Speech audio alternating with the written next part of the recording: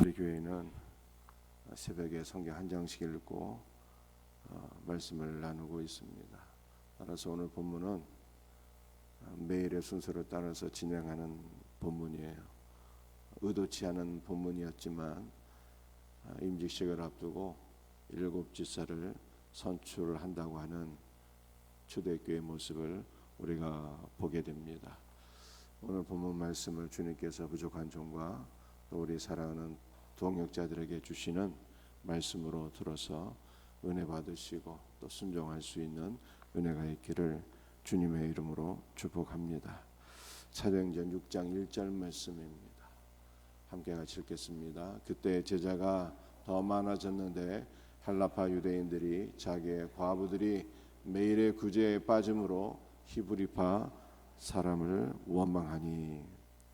예루살렘 교회는 놀라운 부흥을 거듭하는 가운데 외적인 핍박과 내적인 문제를 가지고 있었습니다.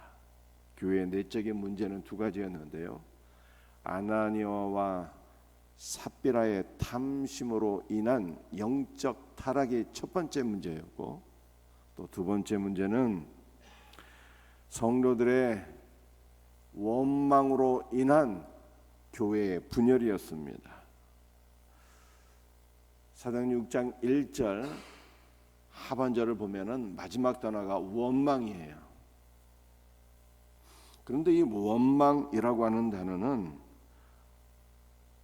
이스라엘 백성들이 출애굽한 이후에 모세와 하나님을 향해서 원망하였다라고 하는 단어와 동일한 단어입니다. 즉 헬라파 유대인들의 원망은 그들이 의도하지 않은 것이었지만 궁극적으로는 하나님을 향해서 반역하는 그러한 원망이 되었어요. 사탄은 교회 내에 있는 구성원들의 원망을 통해서 하나님을 대적하였고 교회를 위기로 몰아넣었습니다. 그렇다면 왜 헬라파 유대인들은 히브리파 사람들을 원망하였고 이것이 궁극적으로 하나님을 원망하고 대적한 사건이 된 것입니까?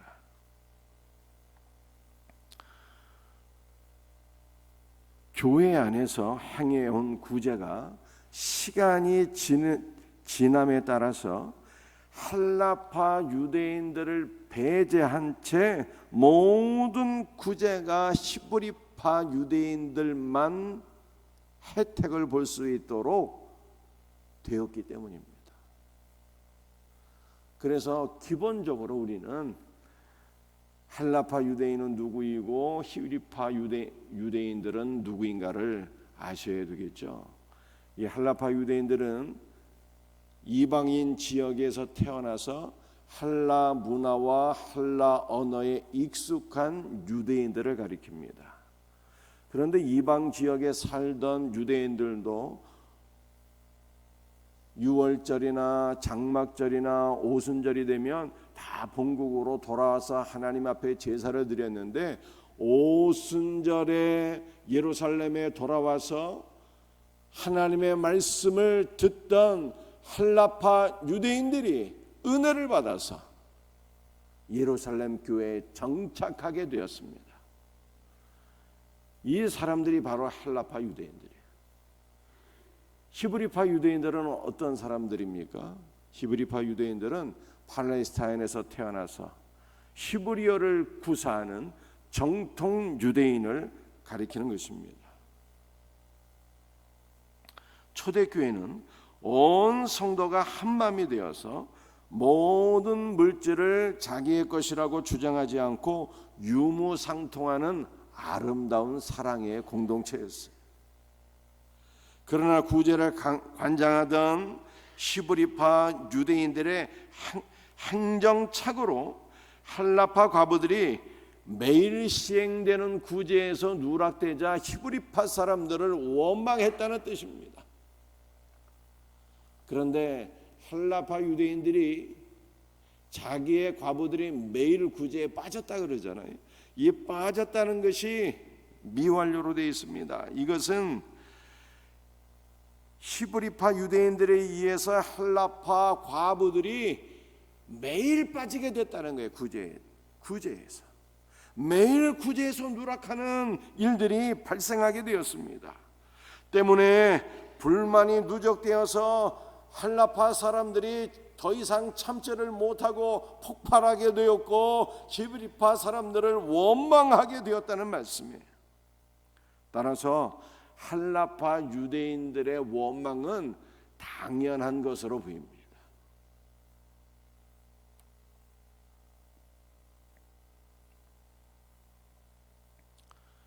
너무나도 당연한 것이었어요. 그러나 사탄은 너무나 당연해 보이는 원망을 교회를 위기로 몰아넣는 기회로 활용했습니다. 그 결과 교회는 하나가 되지 못하고 분열의 위기에 빠지게 되었어요. 예수 그리스도는 십자가로 유대인과 이방인의 장명을 철폐하시고 하나가 되게 하셨어요. 그리고 성령께서는 그리고 바울은 말씀하기를 성령께서 하나가 되게 하신 것을 너희가 힘써 지키라고 말씀하셨습니다. 그러나 헬라파 유대인들의 원망은 교회의 하나됨을 깨트리는 결과를 초래하게 되었어요. 그러므로 원망은요, 타당하지 못한 원망은 물론이요, 타당하고 이유가 있는 원망일지라도 사탄은 이것을 아주 교묘하게 이용하여서 하나님을 대적하게 만들고 교회를 분열과 위기에 빠뜨리는 일이 된다라고 하는 것이 오늘 본문에서 말씀하고 있는 핵심 내용 가운데 하나입니다. 그러므로 우리는 타당하지 못한 원망은 물론이요,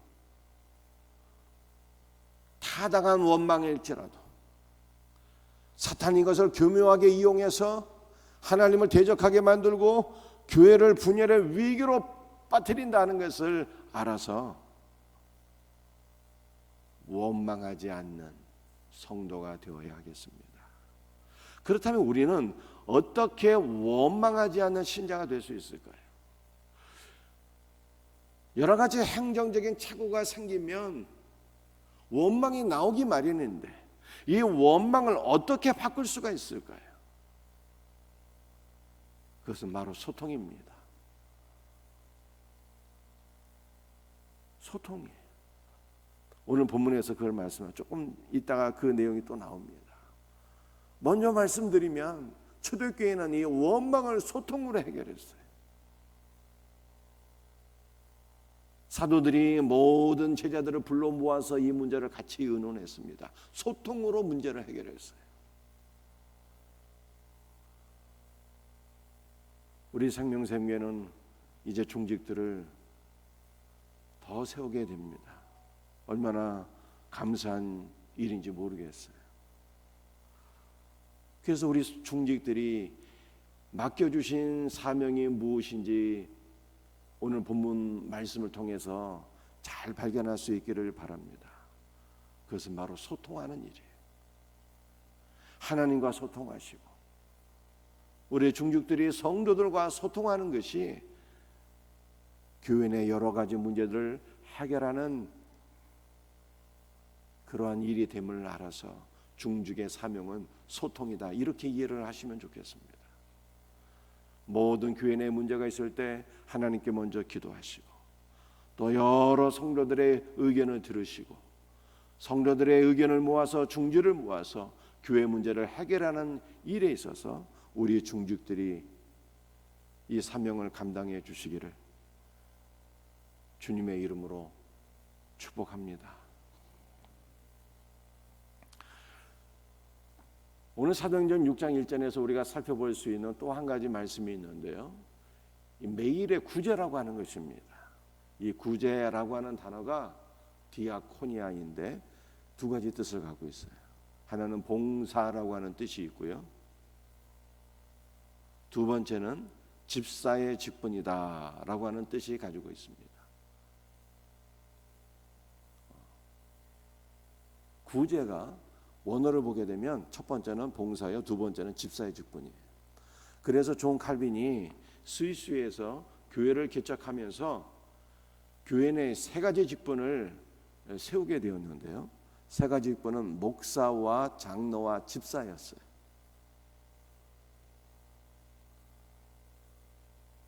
그런데 칼빈이 집사의 직분을 세우면서 집사들에게 어떠한 사역을 맡겨주었는가 하면 바로 구제하는 직분을 맡겨주었어요.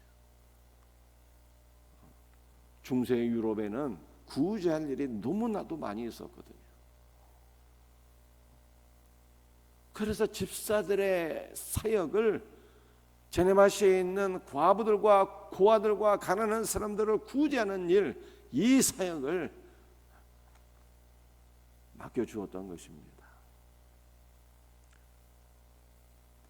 그런데 오늘 본문 말씀을 보게 되면 사도들의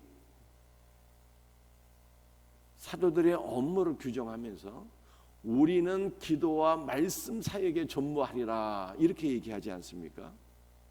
그런데 사도들이 말씀하고 있는 기도와 말씀 사역, 이 사역이라고 하는 단어도 바로 디아코니아예요. 디아코니아. 구제도 디아코니아. 이 구제가 집사의 직분인데요. 이것도 디아코니아고 사도들의 기도와 말씀 사역도 디아코니아예요. 이 말씀을 통해서 성경이 말씀하고 있는 것이 하나 있습니다. 무엇을 말씀하고 있을까요? 교회 내에 있는 직분은요, 계급이 아니라는 뜻입니다. 우리는 흔히 직분을 이해할 때 성경을 잘 모르게 되면요, 목사와 장로와 집사는 이 계급이다 이렇게 이해할 수가 있어요. 성경 그걸 아니라고 말씀하고 있어요. 목사의 사역도 디아코니아이고 집사의 사역도 디아코니아, 봉사하는 거네. 봉사하는 거. 목사는 말씀과 기도로서 봉사하고요, 집사는 행정과 구제와 봉사로서 봉사하는 것이다. 성경이 이렇게 말씀하고 있습니다. 그러므로 우리는 목사로서 또는 우리 중직으로서 어떠한 마음이 있어야 되는 거예요? 봉사의 마음이 있어야 되는 거예요. 섬김의 마음이 있어야 되는 것입니다. 직분 받고 난 이후에 우리의 마음에 주님께서 주님의 마음, 사랑과 섬김과 겸손의 마음을 허락해 주셔서 우리 모두가 주님의 몸된 교회를 봉사의 마음으로 잘 섬길 수 있는 아름다운 은혜가 있기를 주님의 이름으로 축복합니다. 사도행전 6장 2절 말씀, 함께 말씀을 같이 읽도록 하겠습니다. 12사도가 모든 제자를 불러 이르되 우리가 하나님의 말씀을 제쳐놓고 접대를 일삼는 것이 마땅하지 아니하니. 사도들은 이 교회 내 구제의 문제로 인한 이 원망과 분열의 문제를 해결하기 위하여 모든 제자, 여러분들 초대교회는요 모든 성도가 모든 제자였어요. 얼마나 아름다운 모습인지 모르겠습니다. 우리 생명샘교회 모든 성도들이 다 모든 주님의 제자가 되기를 주의 이름으로 축복합니다. 12사도가 모든 제자들, 모든 성도들을 다 불러 모아서 이 문제를 의논하고 소통한 것입니다. 그러므로 초대교회는요 어떤 교회였을까요? 사도들이 독단적으로 운영하는 그러한 공동체가 절대 아니었습니다. 모든 성도들이 다 모여서 서로 의논하고 소통하는 그러한 민주적인 사랑의 공동체였어요. 우리 생명샘교회가 바로 이러한 공동체가 될 수 있기를 바랍니다. 교회는 주님의 몸된 교회이지만 사람들이 모여 있기 때문에 언제든지 실수가 있을 수가 있고요, 실수로 인한 원망도 생겨날 수가 있습니다. 그런데 이 원망을 우리가 어떻게 처리할 수 있느냐, 이것이 중요한데 이 방법은 소통이라는 거예요. 이 소통의 문제가 저 하나로는 어렵더라고요. 제가 이때까지 해보니까 제가 성격도 활발한 사람이 되지 못해서 이 소통의 문제가 저는 너무나도 어렵더라고요. 그래서 이 모든 문제를 사실은 해결하기 위해서 하나님께서 중직을 교회 위에 세워주시는 것입니다. 앞으로 세워질 우리 장로님들을 비롯해서 우리 안수 집사님들 또 권사님들이 이 소통의 문제를 잘 맡으셔서 하나님과 소통하시고 우리 모든 성도들과 소통하셔서 교회를 잘 섬겨주시기를 주님의 이름으로 부탁드립니다. 사도들은 모든 성도들을 모아 소통하면서 하나님께서 주신 지혜로 교회 내 문제를 해결했는데 어떻게 해결했는가 하면요, 사역의 전문화를 이루었습니다. 좀 이따 나오는 말씀이지만 사역의 전문화가 이때 이루어졌어요. 사도들은 기도와 말씀 사역에 전념하고 지도자들은 행정과 구제, 봉사에 전념함으로 교회의 위기가 교회 성장의 기회로 바꿔지는 놀라운 은혜가 임하게 된 것입니다. 우리 생명샘교회도 이번 임직을 통하여서 더욱더 사역의 전문화가 이루어졌으면 좋겠어요. 부족한 종과 우리 교육자들은 더욱더 기도와 말씀 사역에 전념하고 우리 중직들을 통해서 더욱더 소통의 역사, 여러 가지 봉사의 역사들이 좀 더 왕성하게 일어나서 사역의 전문화를 통해서 우리 생명샘교회가 새롭게 부흥할 수 있는 기회가 될 수 있기를 주님의 이름으로 축복합니다. 우리 3절 말씀 한번 보시겠습니다. 3절입니다. 형제들아, 너희 가운데서 성령과 지혜가 충만하여 칭찬받는 사람 7을 택하라. 우리가 이 일을 그들에게 맡기고. 사도들은 구제와 봉사의 직무를 감당할 7 집사의 자격을 성령과 지혜가 충만하여 칭찬받는 사람으로 규정했습니다. 여러분들, 성령님은 그리스도의 영이거든요. 그리스도를 믿게 하시고 그리스도를 충만하게 우리에게 부어주시는 분이 성령이에요. 성경에서 말하는 지혜는 머리가 똑똑한 것을 의미하는 것이 아니라 우리 하나님의 지혜가 예수 그리스도라고 그러잖아요. 그래서 성령과 지혜가 충만한 사람은 예수 충만이에요. 예수 충만. 예수 충만해서 칭찬받는 사람을 가리키는 것입니다. 우리 사랑하는 중직들이 바로 이렇게 예수 충만해서 하나님과 사람 앞에 칭찬받는 지도자들이 되시기를 주님의 이름으로 축복합니다.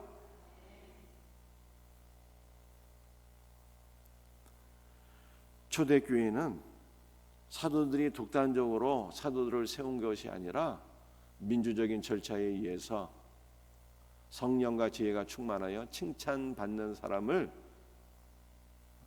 선출하게 되는 거예요. 선출하게 됩니다. 그런데 오늘 본문 말씀을 보니까요, 정확하게 성경은 이렇게 말씀하고 있어요. 7 집사가 아니라 7을 택하라, 이렇게 말씀하고 있습니다. 7을 택하신 거예요. 그래서 7은 7의 집사가 아닙니다. 엄밀히 말하면 7명의 장로 혹은 7명의 지도자를 택한 것으로 우리가 이렇게 이해를 하셔야 되는 것입니다. 집사라는 단어가 없기 때문입니다. 안수하여 7 지도자를 세웠어요. 안수하여 7 지도자.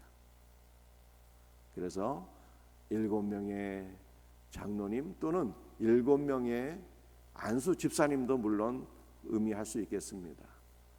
그래서 7명의 지도자를 세웠다. 성경이 이렇게 말씀하고 있는 것입니다. 사도행전 6장 4절 말씀 보시겠어요? 함께 같이 읽겠습니다.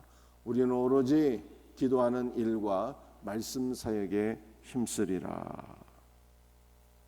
사도들은 사역의 전문화를 이루게 되는데 사도의 사역은 무엇입니까? 우리는 오로지 기도하는 일과 말씀 사역에 힘쓰리라. 이렇게 말씀했어요. 그래서 제가 좋아하는 그 영어 성경을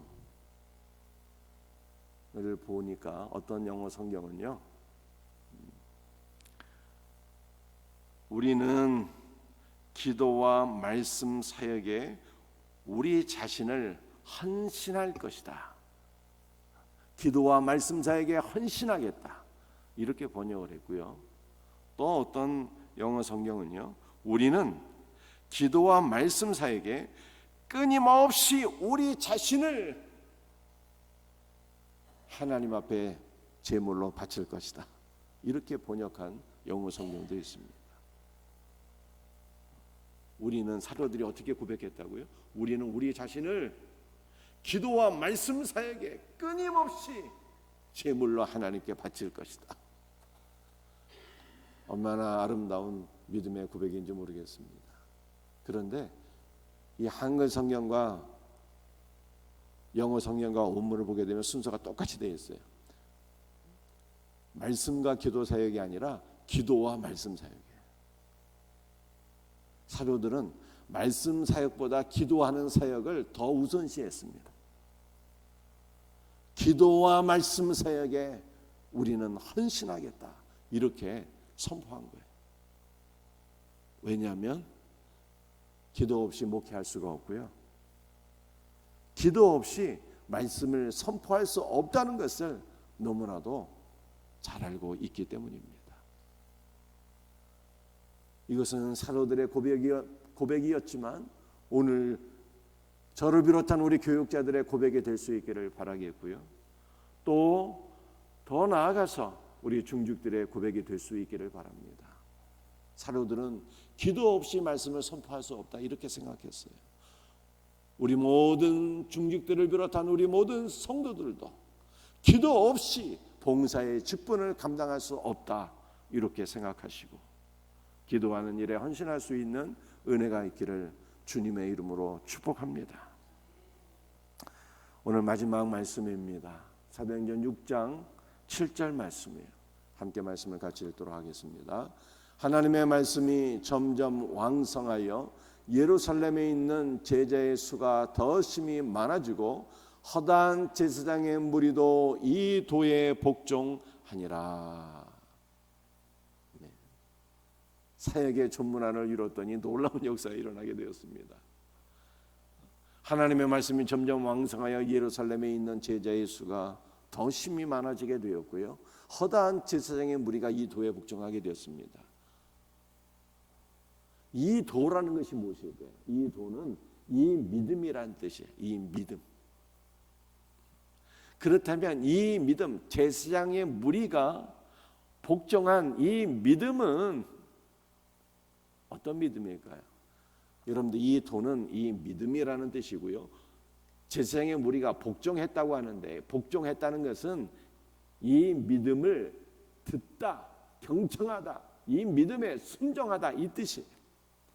그렇다면 제사장의 무리가 복종한 믿음은 어떤 믿음입니까? 사도행전 5장 42절 말씀이죠. 예수는 그리스도라. 예수는 구원자라는 뜻이잖아요. 예수가 구원자라고 하는 이 믿음에 유대계의 허다한 제사장들이 복종했다. 이렇게 말씀하고 있는 거예요. 여러분들 이 믿음은 어떤 믿음일까요? 사도행전 2장 21절에 나타난 믿음입니다. 누구든지 주의 이름을 부르는 자는 구원을 받으리라고 하는 복음이죠. 남녀노소 빈부 귀천을 막론하고 누구든지 주 예수의 이름을 부르는 자는 구원을 받으리라고 하는 이 초대교회의 복음에 말씀에 귀를 기울여 경청하고 이 말씀 앞에 이 믿음 앞에 순종하게 되었더라. 이렇게 말씀하고 여러분들 유대교의 제사장들은요 제사의 업무에 집중하면서 이 제사를 드리는 사역으로 생계를 유지하던 사람들인데, 이 유대교의 제사장들은요,